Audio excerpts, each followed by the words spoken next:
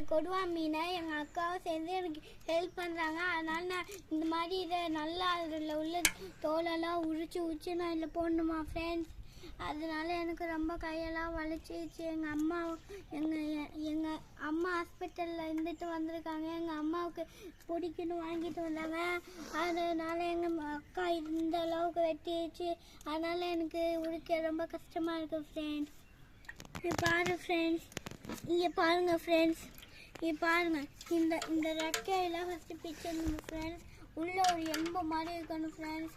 அதை ஏற்றுடணும் ஃப்ரெண்ட்ஸ். உள்ளே இருக்கலாம் ஏற்றுட்டு இந்த மாதிரி நல்லா இங்கே பாருங்கள் ஃப்ரெண்ட்ஸ். இந்த ஆட்டோ பஸ் மாதிரி இருக்குல்ல ஃப்ரெண்ட்ஸ், இது விட்டு மண்டையெல்லாம் நல்லா வெட்டி எடுத்துக்கணும். இங்கே பாருங்கள் ஃப்ரெண்ட்ஸ், இதுக்குள்ளே ஒன்று இருக்கும், அதை பிதுக்கி எடுத்துக்கணும் ஃப்ரெண்ட்ஸ்.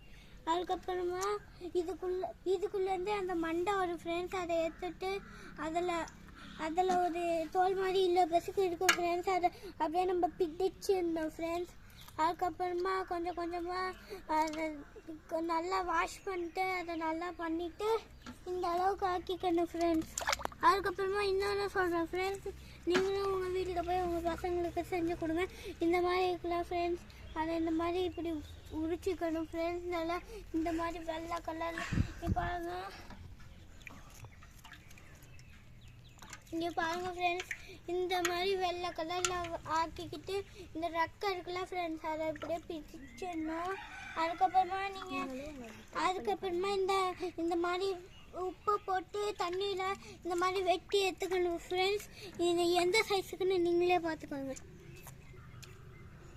அதுக்கப்புறமா உப்பு தண்ணியில் இந்த மாதிரி இது ஃபுல்லாக முறை வர வரைக்கும் இதை நம்ம க்ளீன் பண்ணிக்கிட்டே இருக்கணும் ஃப்ரெண்ட்ஸ்.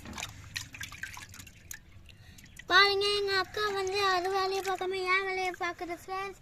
எங்கள் அம்மா தான் வீடியோ எடுக்கிறாங்க.